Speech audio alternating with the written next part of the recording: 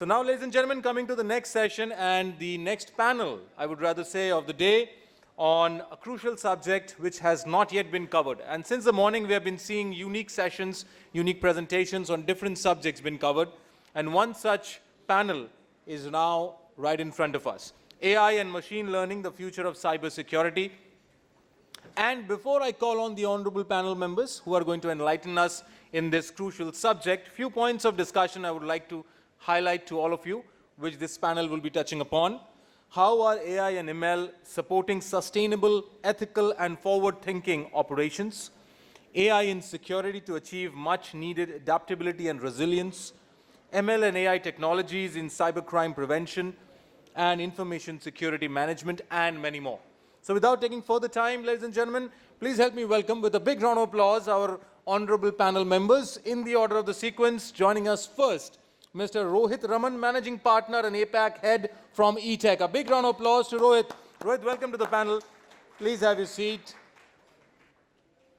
Joining next, we have Mr. Aket Dingal, Senior Vice President and Head of IT and CISO from JM Financial Asset Management. A big round of applause to Aket. Aket, welcome to the panel. Please have your seat. Joining next, we have, ladies and gentlemen, Mr. Abhijit P. Shah, CTO from Nippon India Mutual Funds. A big round of applause to Abhijit ji. Abhijit ji, welcome to the panel. Please have your seat. Joining next, we have Mr. Sunil Kulkarni, CISO from Protean eGovernment Technologies Limited, formerly NSDL eGovernment Infrastructure Limited. A big round of applause to Sunil ji. Sunil ji, welcome to the panel. Please have your seat. Joining next, we have Mr. Devidas Shantaram Gholap, CISO from TJSB Bank. A big round of applause to Devidas ji. Devidas ji, welcome to the panel again. Please have your seat. Joining next, we have Mr. J.N. Mallikarjuna Rao, CISO from Utkarsh Small Finance Bank. A big round of applause to Mr. Rao. Welcome to the panel, Mr. Rao. Please have your seat. And now, I would like to call on stage our honorable moderator, Mr. Srijit Ramakrishnan, SVP and CIO, ECL Finance. A big round of applause to Srijit. Srijit ji, welcome to the panel. And all over to you. Looking forward to a great session.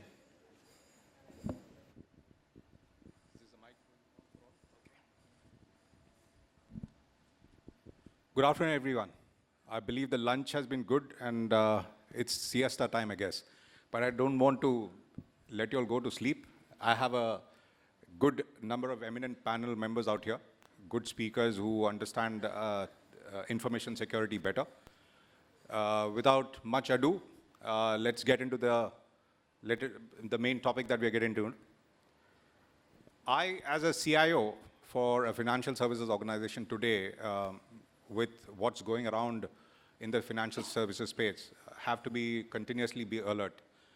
And I also look upon to my CISOs to ensure that we are in a secured mode.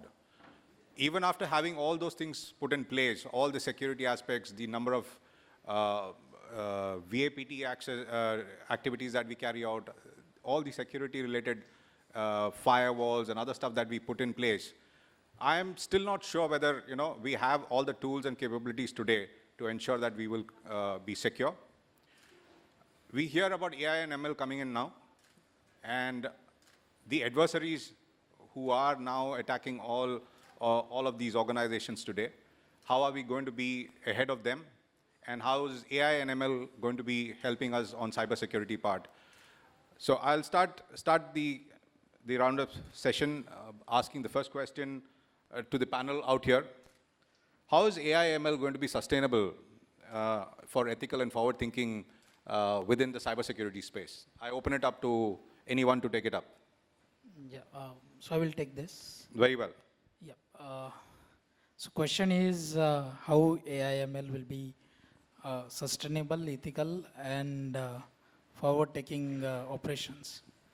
So absolutely sustainable and forward-taking operation, there is no doubt in that because AML is the need of hour because AML, why people or organization are moving to AML, considering the problems that are there with the manual operations, so that are there considering the human intelligence. So to support human intelligence, there is a machine learning or the artificial intelligence need to be supported to that. Considering sustainable, yeah, absolutely, there are some problems if you consider like carbon emission, if you consider climate change, if you consider the problems with the human health, AI is absolutely going to help with the sustainable solutions.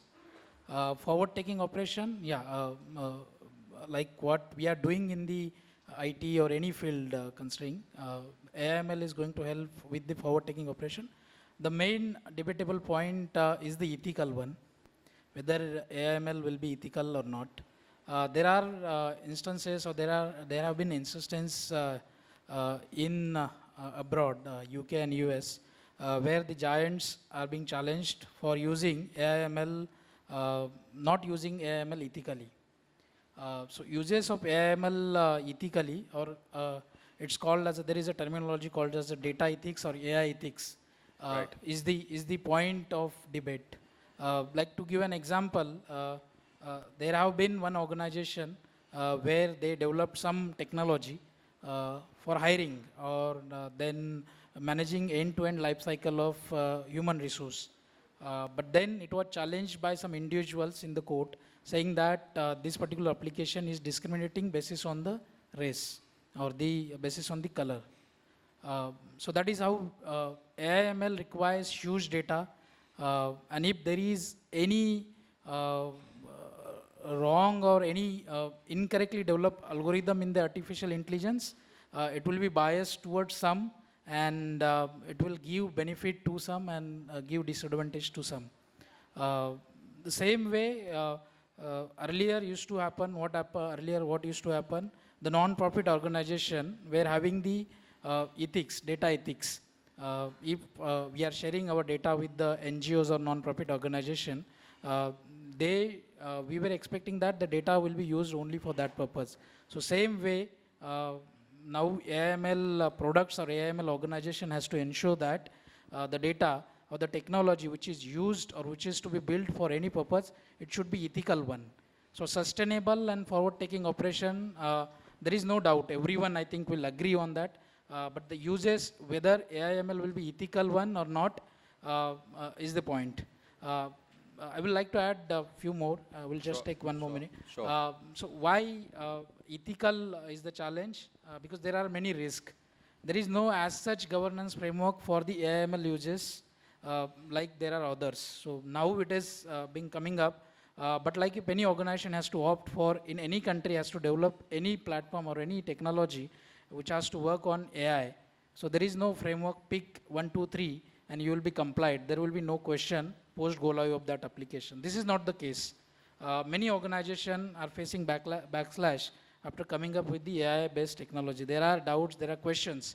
So there is no governance mechanism as such concerning AI and data governance. Next challenge is that AI cannot always be trusted is the viewpoint of some. Like AI will, there is a saying that will robot replace the humans. So robot is also AI, right? So there is a saying that whether AI will replace the human intelligence, there are two parts to it. There are two partitions. Some are saying that yes, some are saying no.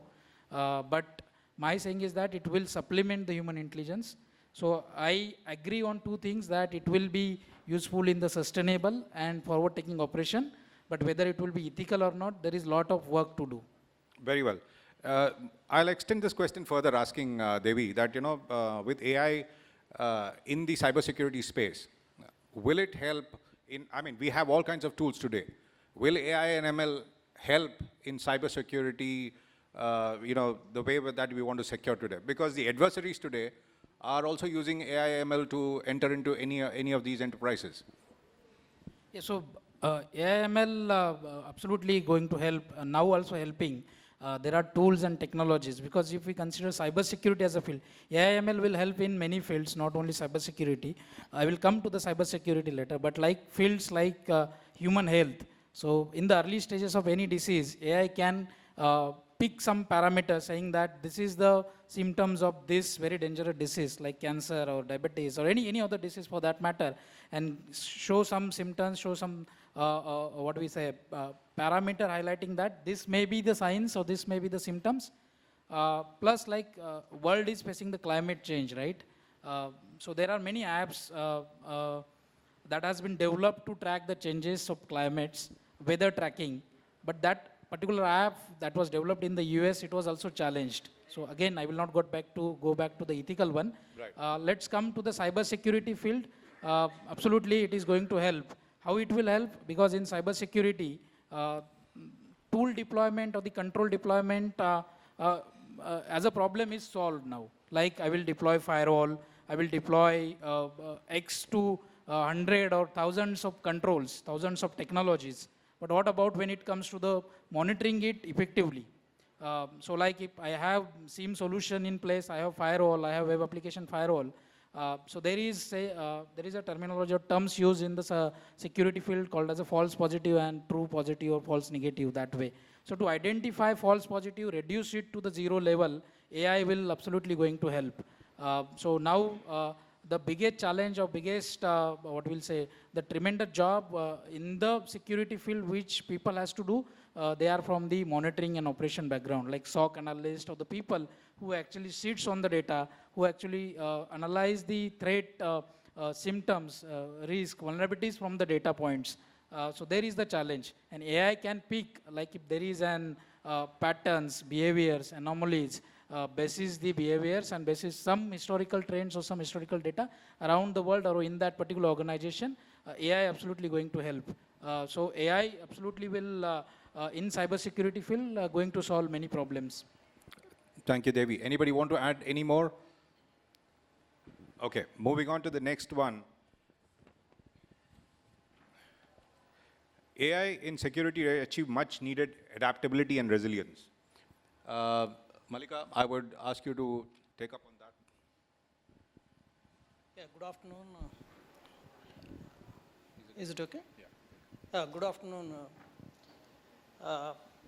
As he said, actually, in SIEM and those who manages SOC operations, they very well know that there are humongous amount of alerts and which humanly not possible to close. That is the day-to-day problem that SOC managers face. At the end of the day, you don't find the real incidents and you find a lot of false positives. That is even today, that is the situation. So AI, ML can help. Even now also it is there. It's not that it is new. It is already being used, but not in a big way. Going forward, maybe we will improve on that front. So one is monitoring and detection. So that part ML can help a lot. Second one is incident response. Cybersecurity without incident response, there is no cybersecurity. Cybersecurity itself means incident response. If anybody sits there, there is no difference between a journalist and a cybersecurity guy if he is unable to tackle ransomware. So we have a lot of endpoints. We have a lot of servers in any organization. Maybe starting from 100, it goes to thousands and thousands and thousands. So what happens is, somewhere, even today, we use USB drives, pen drives and all at the end of the day. Otherwise, you can't do anything. There is no such thing that without that your operations can happen. So there is a high risk of ransomware. Specifically, I am referring to ransomware because it is the major attack that happens. So in this, he spoke about the behavioral analysis that AML can do. That where exactly these endpoints are being used with a USB drive and who are quite often they are using this. And there it can help, and the CISO or the SOC manager can plug the loopholes there, gaps and all. Another thing is continuous vulnerability management. What we do is, normally now, we do VAPT and we do red team exercises, we do application security testings and all those things we do. But actually what happens, these activities are in silos, always. For example, I will directly give one example. You did your website application VA and you are happy that you closed all the observations or risks there. But somebody switched off the WAF there. You don't know that at the end of the day, it is prone for web defacement. So now, at the end of the day now, currently, it is being manually monitored. Somebody will see SOC manager 24/7 and he says that WAF is not on. And we may not know whether he will be able to monitor that properly or not. One example. So in such cases, because we humanly not possible for us to control all these things, AI can come in to help us, support us. Another thing is threat intelligence. Threat intelligence, you receive lot of threat intel from everywhere and anywhere, like a regulator. For us in banking, we receive a lot of threat intel from C-site and IB card, IDRB to IB card. And even private partners, they throw us a lot of threat intelligence. It is not possible to integrate them, all those IP addresses, hashes, IOCs that we receive with the firewalls, antivirus and all. In such cases, what happens is, if we have AIML, your problem to a large extent, it will be possible. So ultimately what I say is, compared to currently what we do, it will be better if AI is implemented in a big way in cybersecurity. Maybe in next 5 years that might come. Even after that also, security is never complete. Human being has to analyze that like a senior doctor. Even if he has all diagnostic reports, he is the guy who does that. So it will never complete your security posture or security monitoring, but it will help a lot when compared to current situation, wherein I think many people might be there among you who are doing this security operations. This is a very painful for us. People outside security don't understand these things. So cybersecurity, AIML, yes, it will help, but at the end of the day, it is not complete, never. Manually, we have to do it. Right, Mallika. Thanks for that answer. But I have a question in this. We have heard that AI can help us bring in more efficiency than, a manual activity. Totally agree with it. But do you think that AI has reached that level of maturity that, I've read about AI can be cheated in some way. There are even hacking possible. You can cheat the AI logic part of it. Again, there is AI has to be, it's about data that is going to be fed into it.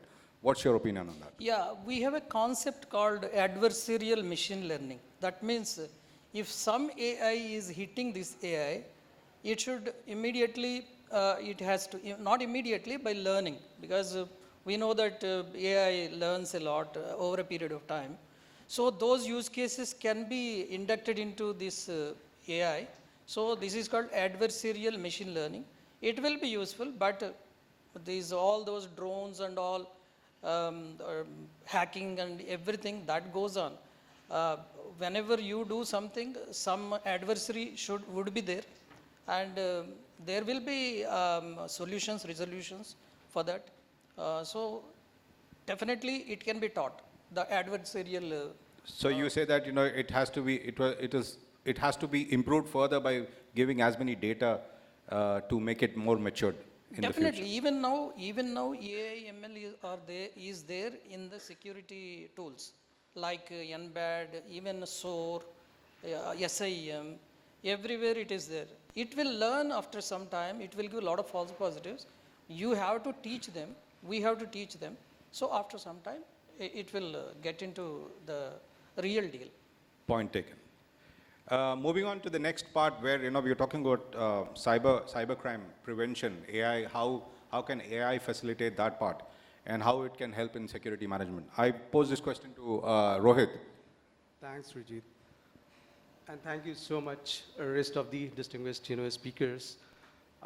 There's a couple of very interesting things that has been pointed out about AI and ML. We talked about ethical, that whether it is ethical or not. So, since morning we've observed that there are two things which has been discussed. One, the criticality of data and information. And second, the automation. And these two are very heavily dependent on AI and ML technology. If we talk about empowerment, yes, it has brought about a lot of efficiency, optimization, and empowerment. But at the same time, there are a lot of challenges which it is posing in front of all the tech practitioners. It has given a rise in threat vectors. They have become more sophisticated in terms of attacks. And the very critical point to be noticed here is that AI is just not about data and analyzing the pattern. To my opinion, it seems that it is way beyond that. We are in the present scenario using Alexa. We are communicating with technology, we are using our voice. So what we are doing, we are compromising our voice. We are sharing it with some technology. Now imagine if the same is perceived in a different manner and it is misused by any hacker or any criminal. We can't even imagine the repercussion that will have on the society. It's just not about protecting the business, it's all about society.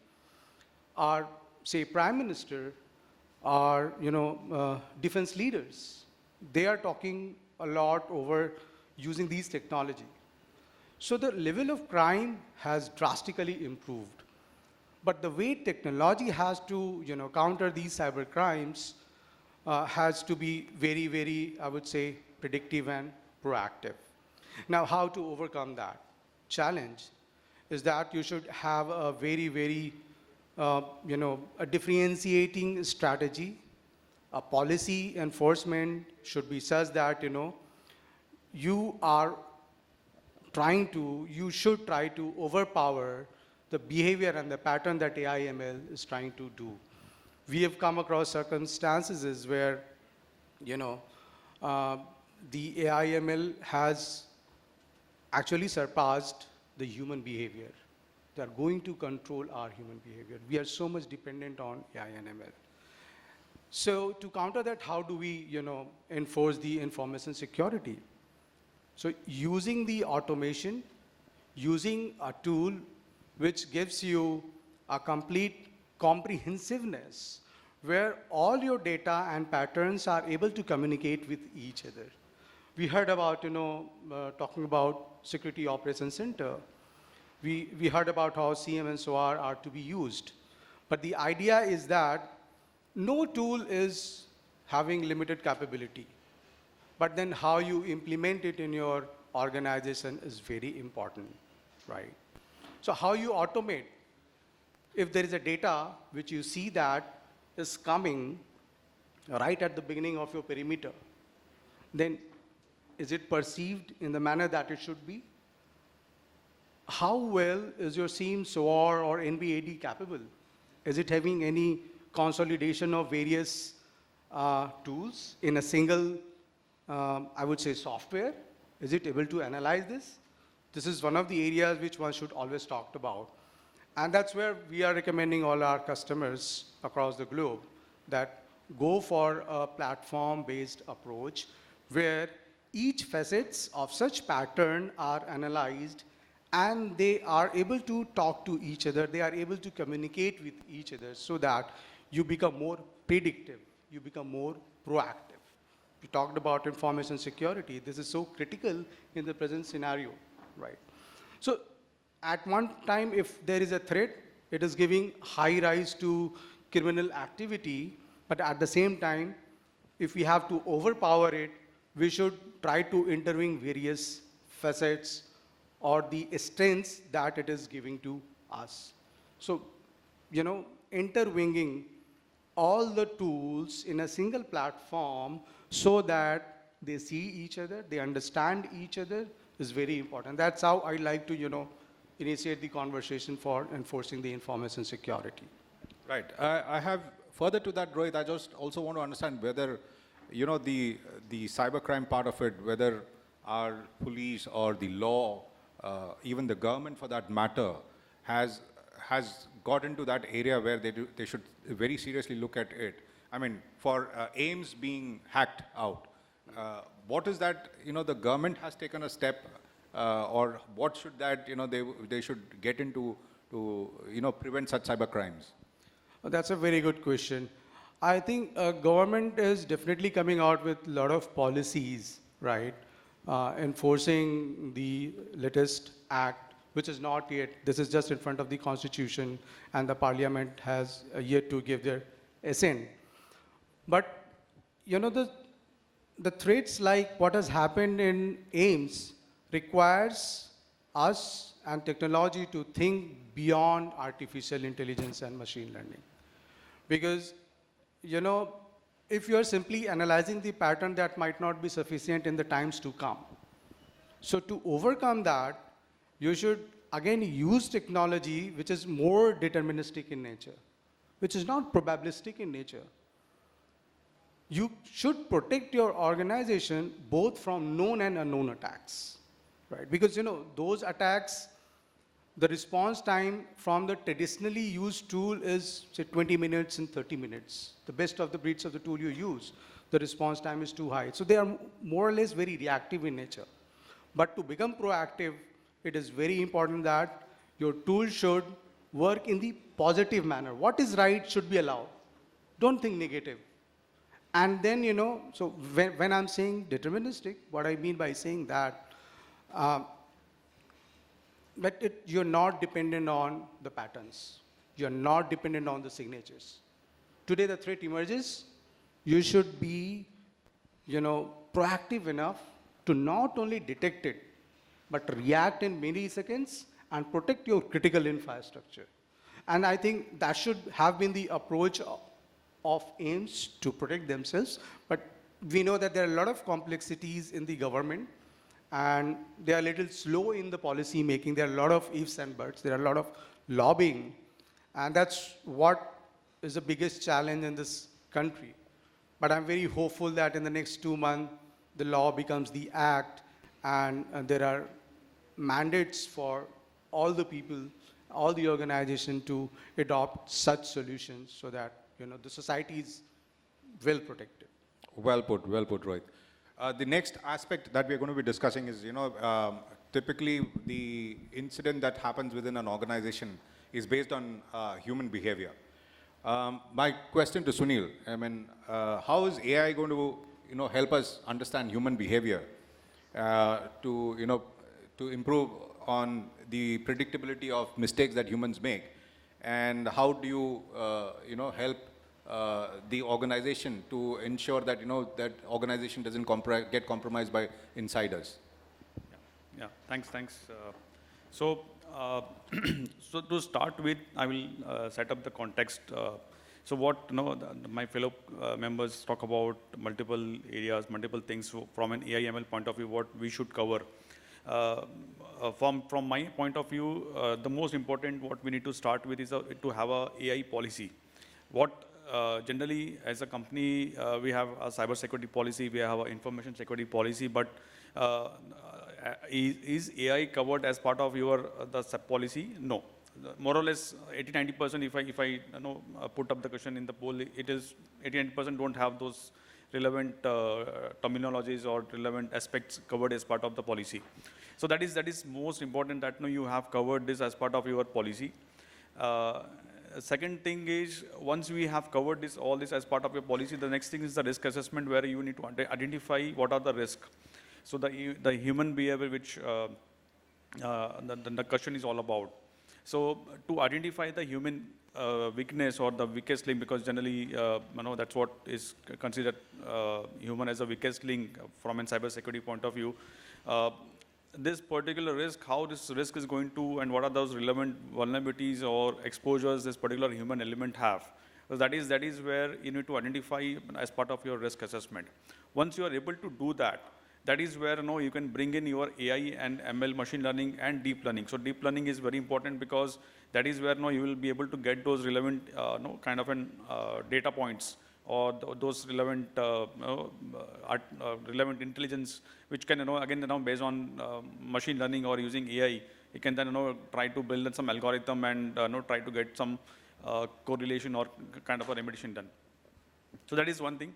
So, from a human behavior point of view, there are multiple things which ideally the company should look at is The one is the user behavior. So again, the user behavior is a very big topic. I don't know, that will take a lot of time for us to cover that entirely. But user behavior, just to in a nutshell, the user behavior part is very important. And again, this is not only from an only related to an employee or to maybe an outsourced vendor.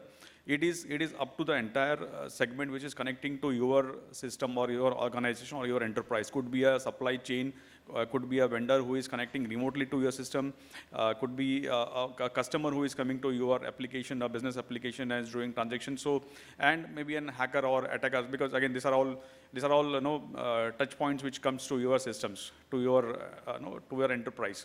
So that is where you need to have those relevant systems, you need to have those relevant machine learning algorithms configured and trying to build those use cases. So again, the use case is very important. So from an user behavior point of view, there are many use cases. So from a risk assessment point of view, you need to identify what are those use cases, what are those relevant points or relevant specific pain areas which you wanted to target, which you wanted to mitigate.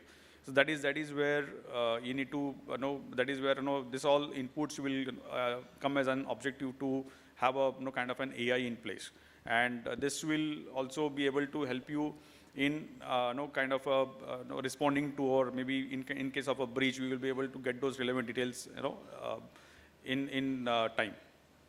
So that is one. Okay. No, Sunil, I would also want to understand that, can analytics, AI analytics play a big game? Because, it's all about users. Let's say 100 odd users, 1,000 odd users, day in, day out, you accessing your systems in your application. And if we record this information, can AI play and try and understand the behaviors of people within that? Yeah, that's it. So there are various platforms which are available. I don't want to name any platforms, but yeah. So there are platforms which will tell you the user behaviors. Like, for example, I will give an example of a data backup from primary data center to DR data center. So that's a kind of a typical activity which happens on a day in, day out. There's an end of day, end of month jobs which happens on a daily basis, on a weekly basis. So these are all couple of things. But again, if there is sudden spike, there is something like from for example, from X IP to Y IP, there's a traffic which is going, and suddenly from that X traffic, the same data is getting backed up to some Z location. So this is something which for a human to identify, or from a backup administrator to identify, or from a firewall administrator to identify, or from a SOC guys, because SOC generally they have certain specific rules. They have those preset rules which they work on. So for them to identify, that will take 2 days, 3 days for us to identify okay, hua kya tha. But with machine learning, with deep learning, relevant technology which you have implemented, you will be able to identify, okay, fine, this is what is happening. And then you can have those relevant, maybe a SOAR, maybe automation and orchestration solution which you can implement. And then you can quickly go and block that particular traffic. So that is kind of ways which we can look at, address this kind of issues. Very well. Thanks, Sunil. The other aspect that I'm going to touch upon now is, I as a CIO, I want to implement AI for, doing my security jobs with the help of my CISO.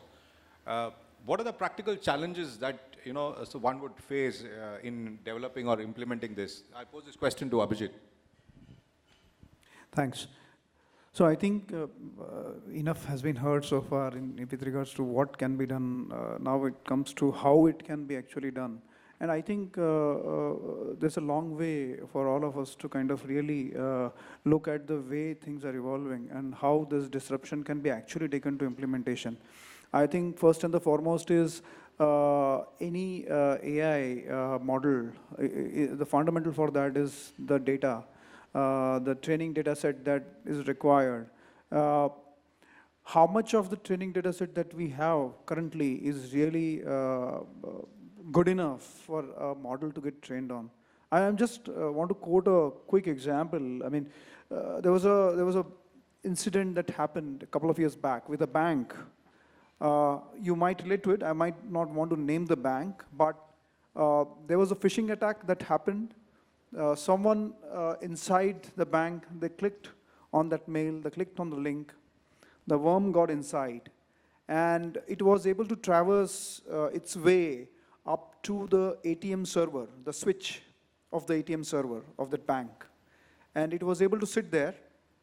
It was able to kind of, without anyone noticing this. So it was a big racket. There was a lot of bad actors who had collaborated to kind of get this done.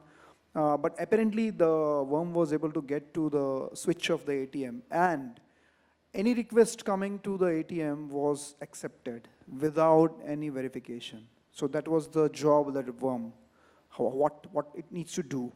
There were money mules who were deployed in various countries, and they were given the cards, the debit cards, which were also fake, because there was no PIN. So they were just going out in the ATM cards and they were pulling out money. There was no authentication mechanism because all of that was stopped. This was a completely new modus operandi. Do we have data for this kind of an incident? We don't have the data for this kind of an incident. There was a new incident. So I think the challenge out here is to build the pattern, to build the models, because the themes that are evolving from the cybercrime are very different in nature. So that's the first important thing that we need to look at. Correct. And of course, whatever we have, we need to kind of start implementing that. It'll take some time, but certainly we will reach a point where these models will start becoming relevant and becoming efficient. So that's one. Second is, I think someone did touch upon adversarial kind of models. So I would like to kind of slightly go in depth. So I, as a bad actor, for instance, I'm developing a model, and there is, so I would always want to scratch the digital surface of some entity which is really kind of HNI or worth millions of dollars or something. But just imagine, he has deployed a bot, and that bot is continuously scratching the surface of the digital entity, digital platform, whatever the person has built in. It's 24/7 scratching the surface. The moment it finds some vulnerability somewhere, some loophole, it'll just get in. Now, when we have these models and we have deployed a kind of AI model which is kind of defending, both of them are self-learning. This guy learns how to crack. The moment he learns how to crack and he identifies there is a model sitting behind the firewall who is defending these attacks, he realizes and he's able to crack the code of that model. Imagine what can go wrong. So immediately he learns on his own, and now he knows the tact of how to kind of crack that model. Now, who is ahead in the race? Is your model smart enough to know that there is some model which is learning me and he has learned how to crack me? Should I change my way of operating and responding? Is that ahead? I mean, we are not ahead of that. Bad actors are completely tightly collaborated right now, or rather the good actors, all of us sitting here, we are not. To a great extent, we are not collaborated. To an extent, the bad actors are collaborated. They are 10 steps ahead of us in using the technology because that is their core. That is their core, right? That's their business. For us, the business is, I come from financial industry, I come from mutual fund industry. For me, the core is something different. It's not cybersecurity. So we don't have that level of skills that the bad actors possess. So I think that's going to be the second level of challenge, that how do you kind of mitigate these bots who are going to kind of, they're the bad bots rather. Another thing that is important is the kind of skill gap that comes into play. I mean, because, I just touched upon a point about the skills with bad actors as in the skill that we have. So the time we reach to a level where we have some niche teams deployed in our organizations whose only work is, or rather whose only core is to kind of keep on scratching the our own digital surface. I mean, like the bad actors do. So those can be termed, today we have ethical hackers who do that, but the need is to have these kind of a dedicated niche skilled team within the organization who keep on doing that. I think that's going to be extremely important. Fourth important thing which comes to my mind is with regards to the regulations and compliance. I mean, we have a lot of regulatory compliance that we need to do. What can be deployed as a AI-based model? What cannot be deployed as a AI-based model? There's a thin line. There's a lot of grays out there. For the bad actors, there is no thin line. Everything is black and white for them. That's where we have the ethical part of it coming in also. Absolutely, absolutely. And I think that's going to be important. And fifth thing that I want to kind of touch upon is with regards to generalizing of models. I mean, it's very difficult to pick up which algorithm I kind of utilize. So many of the organizations land up in kind of over-generalizing the model, overfitting the model, and the kind of efficiency they want to generate from that model is not coming to a level where they're to their expectations. So I think these were some of the things which are really, I mean, practically when we kind of try to implement some of these models, we face these challenges. Thanks, Abhijit. I think well said, well put across. The next part that I'm going to touch upon is the future development of cybersecurity, focused on ML and AI. I pose this question to Aket. Could you please? Thanks, Srijit. Artificial intelligence is basically a human-like behavior, and machine learning is a subset of artificial intelligence. This is the part of computer science. It is nothing a great thing. Basically, there are the two parts of it. One is the supervised learning and unsupervised learning. Supervised learning means there are the data sets available from which the machine learns and gives the output. Unsupervised means there is no pattern available, and it is basically you are clustering similar kind of things. This AI and ML has a big feature. The existing patterns we are already observing in kind of a phishing attacks, which gets prevented at the email level. Malware protections are also there. Then some kind of, in EDR, the latest EDR have got AI ML components. I don't want to name the EDR vendors because I'm not promoting that. Then malware detection, then some part of them are in SIEM, where it detects and gives response. User and entity behavior analysis, where suppose if some user is logging in at a particular time, and if suppose he's doing a command prompt execution or PowerShell execution, then if he's not doing at the earlier, or if something kind of a abnormal thing it detects, then the pattern analysis, this is not a regular pattern, and it alerts. So that is basically a technology it gets used. Then advanced threat hunting mechanism. It has a feature in adversaries AI and ML, where it can track the adversaries, what is happening globally. It can have a faster incident response, where the model has already details of what are the vulnerabilities are available, what are things are getting exploited outside, and it can immediately respond to it and give a faster response. Then it can give that same feedback to your security orchestration and automated response system, where you can have a faster incident closure. It has a big way to do in the privacy control, where kind of a account logging is happening, or from mobile any kind of a transaction is happening. Then the model does not understand who is that user, but model understands the pattern, at what time, from what kind of a frequency, and what kind of a clicks are happening. So this is a kind of a behavior analysis. You can do a privacy level of protection also. It has a big way to do. Then the normal applications are advanced threat huntings are also there. That's all. Okay, okay. I mean, I think you covered a major part of it, where even privacy preserving ML and AI is also there. The other question that I had to is the application of AI ML, machine learning in cybersecurity today. How much of it is relevant in today's times? I mean, we spoke about threat detection, we spoke about user and entity behavior part of it, intruder detection part of it. So is there anything beyond this that, I mean, of course you spoke some of it, but is there anything beyond that that we also need to get growing with? Anything basically which is kind of understanding the pattern. What is the AI and ML is using is basically understanding the pattern, and if it is a trained data set, then it replies. If it is not a trained data set, then it makes a unusual pattern.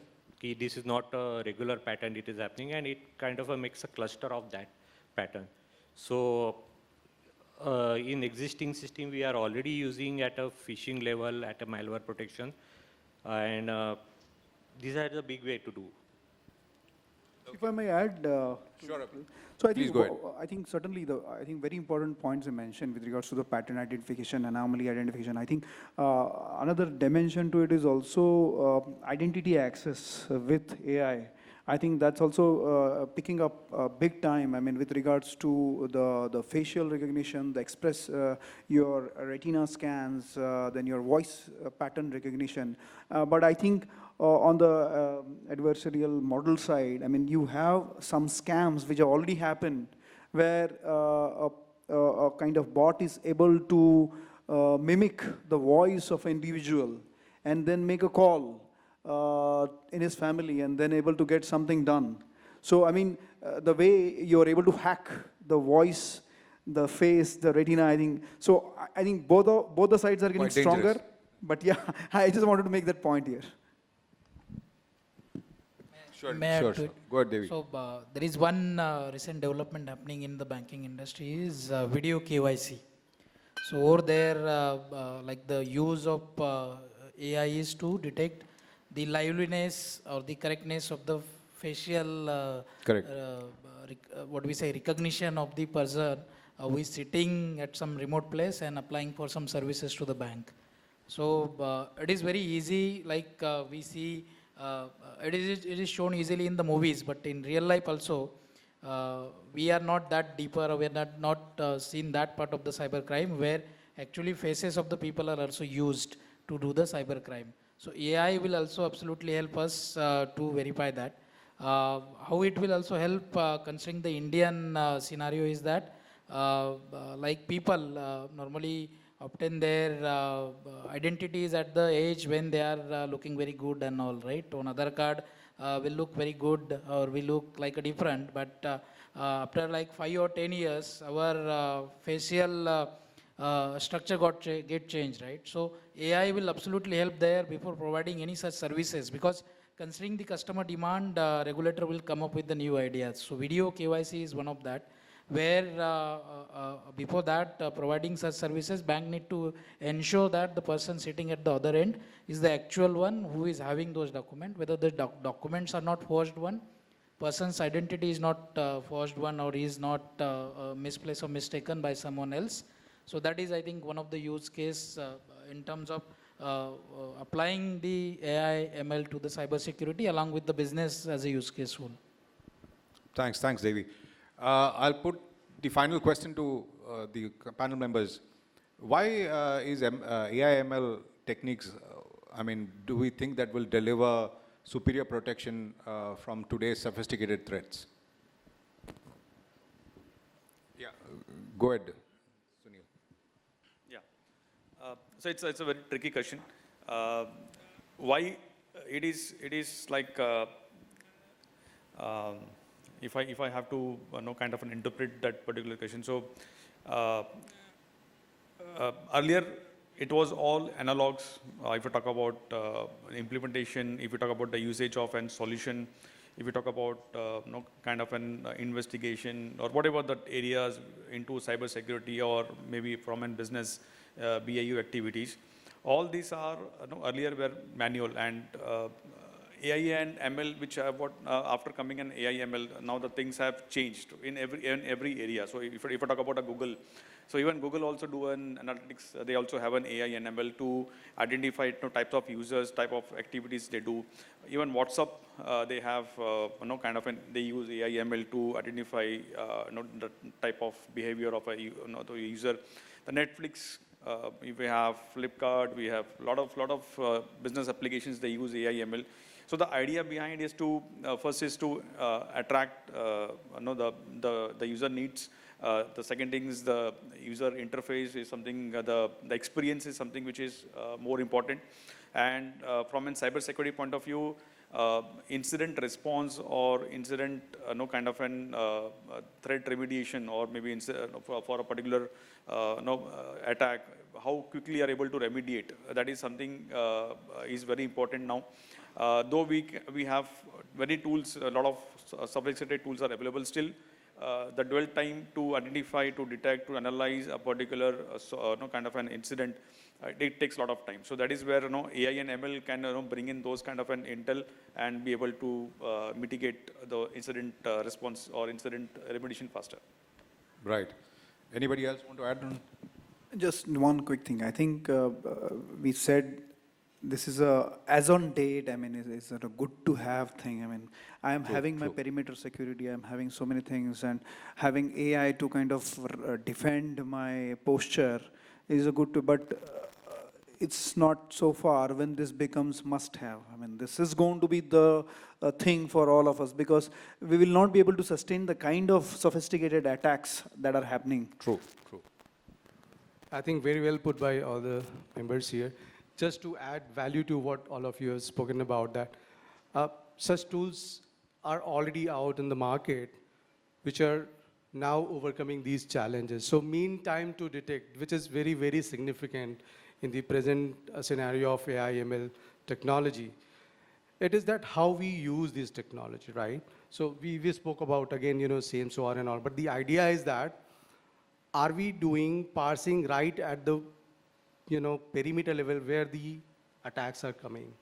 Are the tools capable enough to understand these logs and do the parsing right at that place, and then transmit only the relevant information to the L2, L3, or L4 level, right?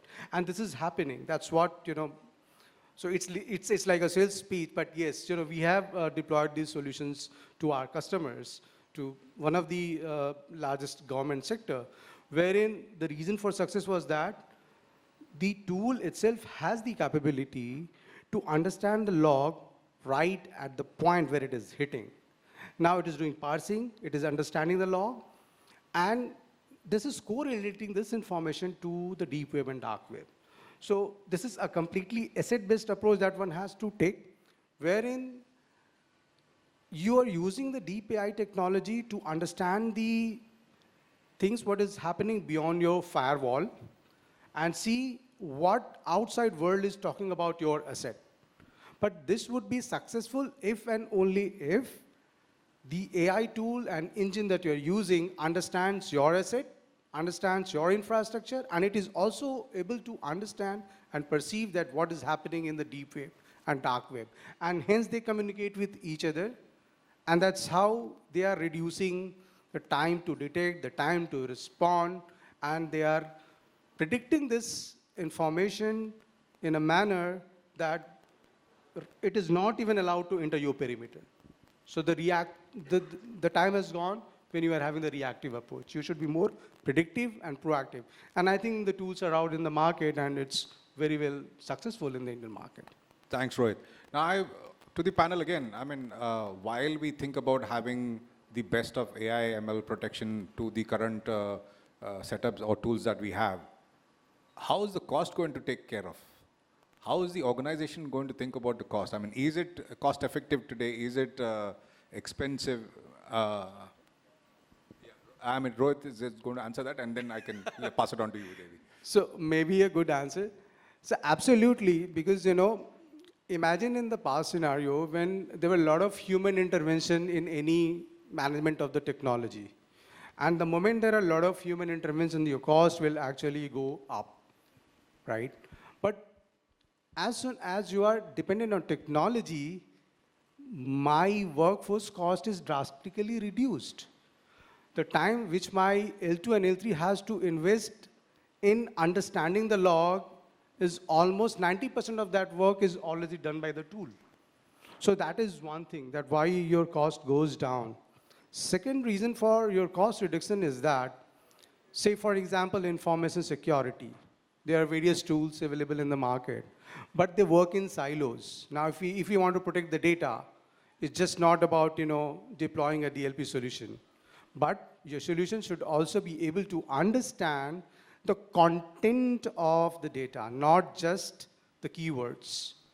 If you're moving to cloud, you're being digitized. So the tool itself should have the capability to, integrate with your CASB.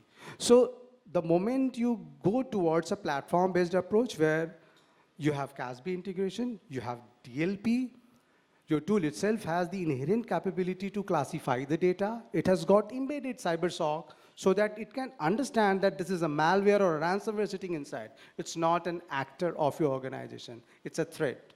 So once these are all automated, your cost drastically goes down because then human intervention is reduced. So the cost should go down. Let's hear from Mallika. What he has to say. So currently it is not like what it was like 5 years back.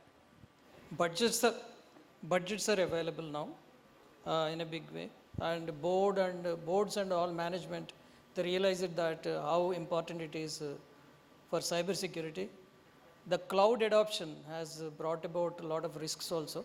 Additionally, so only thing that is required is industry has to come out with some more improved solutions. Actually, I am putting up a challenge to the industry, partners, because whatever we do, see, the tool is as good as how the user configures it. Actually tools are good, and some tools require improvement. With the cloud adoption, lot of new tools are required, and budgets are there. It is not a constraint. Yeah, People are ready to pay. While you say budgets are there, I see Abhijit picking up the mic. No, I just wanted to put a context here because it's the price of breach versus the implementation cost. I think we need to look at it from that perspective. Very well. We have about 2 minutes if anybody wants to add anything. Otherwise, I think... So I just want to add that. So it is about 90% prevention in cybersecurity. I think we all agree with that, because detection is very difficult. So once you invest a lot, and if you prevent the incident, that itself will take care of, to a large extent, your cybersecurity. I get the audience to ask questions. We got a minute if anybody has any questions to the panel. Thank you. Can we have the mic, please? Yeah. Madam, I request you to kindly introduce yourself and the question to which panel member and from which organization you're representing today. Yeah, hi, this is Pratyusha here. I'm from Panoplia. We're a cyber fraud prevention company which I recently started. I'm an ex-Microsoft employee. So quick question for you, Mallikarjuna garu. One question was the tool that you said, that is one thing I want to clarify what exactly you mean. Do you want ease of configurability for the cybersecurity services? Is that what you're saying? And the second question is for the entire panel, where how do you see generative AI playing a role in cybersecurity right now? Because right now I feel AI/ML is already part of cybersecurity, not necessarily the future. But how do you see the landscape changing with that coming into play right now? Yeah, if I understand properly your question, you are asking about configuration. Yeah, you said the current partners, we have to work on the tools or configurability, right? Yeah, it is not about partners there. Actually, I combined and spoke about that. The problem with industry is a lot of organizations, many organizations, because where I worked as well as I have experience of talking with the colleagues and all. We take cybersecurity tools and then we don't use them, right, because resource is required there. It is very difficult because in cybersecurity you don't find resources.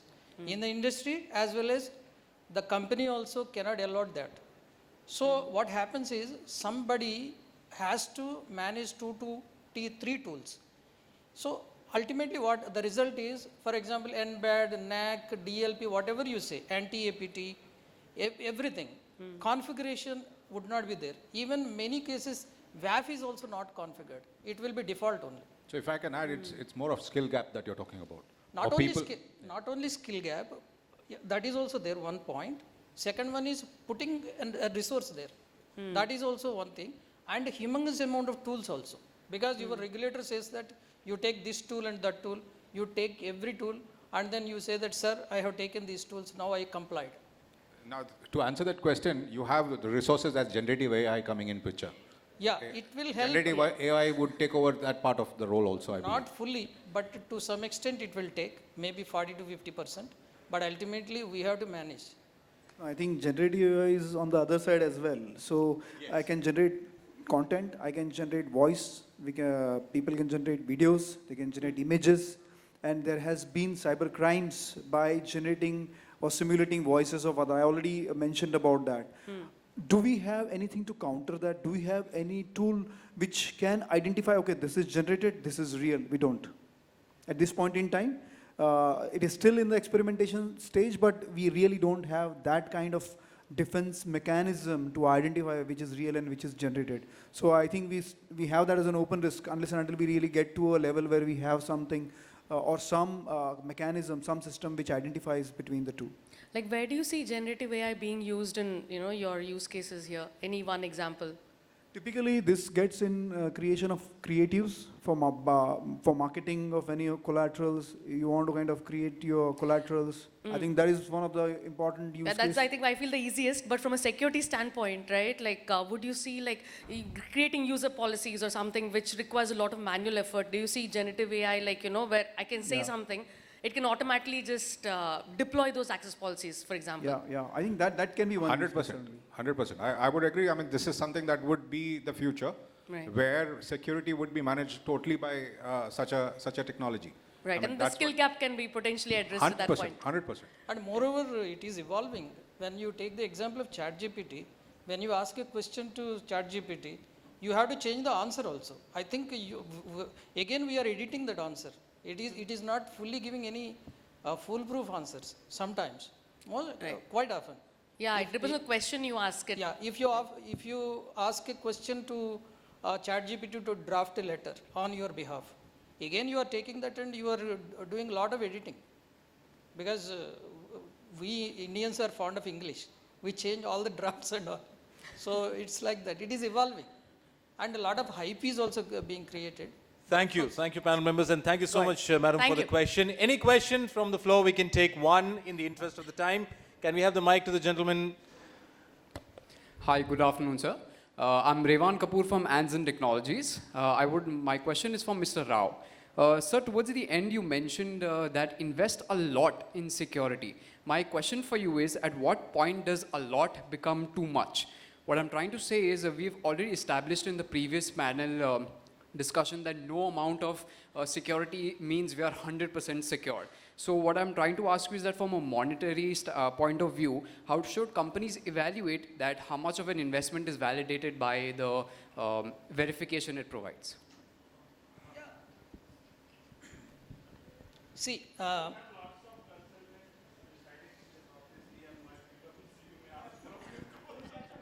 yeah, that is also true.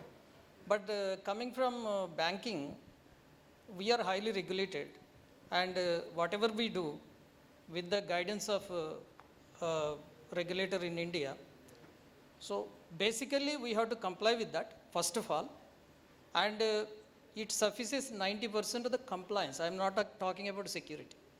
There the investments goes. Almost 99% of the investments goes. What is best and what is a lot and what is required, what is satisfied is based on that only. So in addition to that, they say that you don't depend on us. That is, regulator says that you should not depend on me. Whatever you require, as per your attack surface, you have to take that. There our additional investments goes. Yes, they are going also, because partners will help us. Consultants also will help us a lot. Actually, we call them, and they give some report and go. Ultimately, what we should do with that report, we decide later. And then, yeah. So, basically, this is what. Actually, 5 years back, it was not like this. Thanks to RBI, because they are very good regulator. They conduct every year one audit in banks. They also evolved like AI. Then now they are asking very tough questions.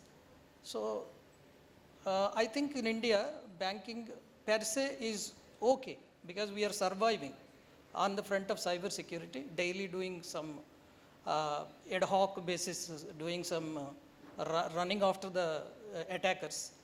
But ultimately, board as well as management, they are on the toes, and we are also on our toes, and we invest into that.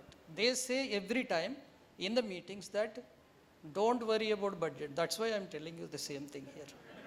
Thank you so much, panel members. Ladies and gentlemen. I just want to add, like Sure. he said, what is lot and what is too much. So as a security professional, we want to acquire everything that is out there in the market, but it all depends on the business acumen. What is the business, because security implementation cost should not be more than business. If my business is 100 crore and I want 500 crore security, no board will approve it. But as a CISO or as a security professional, we want everything.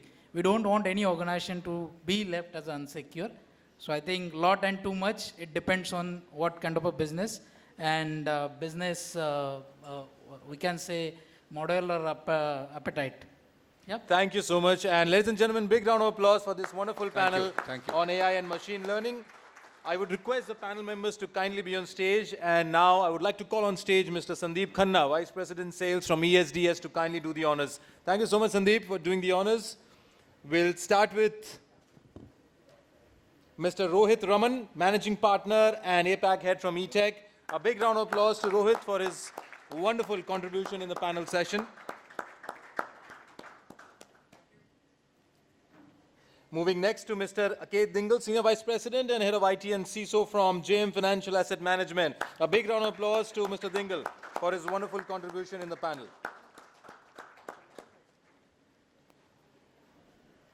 Moving next to Mr. Abhijit P. Shah, CTO from Nippon India Mutual Funds. A big round of applause to Abhijit ji for his wonderful contribution in the panel session.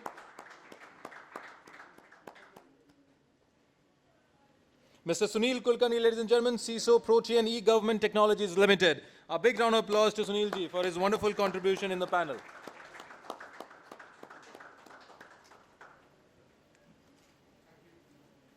Moving next to Mr. Devidas, Shantaram, Gholap, CISO from TJSB Bank. A big round of applause to Devidas ji for his wonderful contribution on the panel session.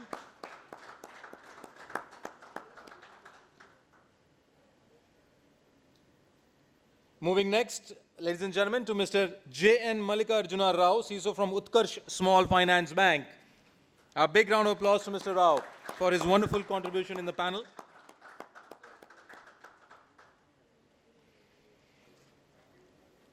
And our honorable moderator of the panel session, Mr. Srijit Ramakrishnan, Senior Vice President and CIO from ECL Finance. A big round of applause to Srijit ji for wonderfully moderating the panel session. I would request the panel members to kindly come forward for a group photograph, and Sandeep, if you could also join them.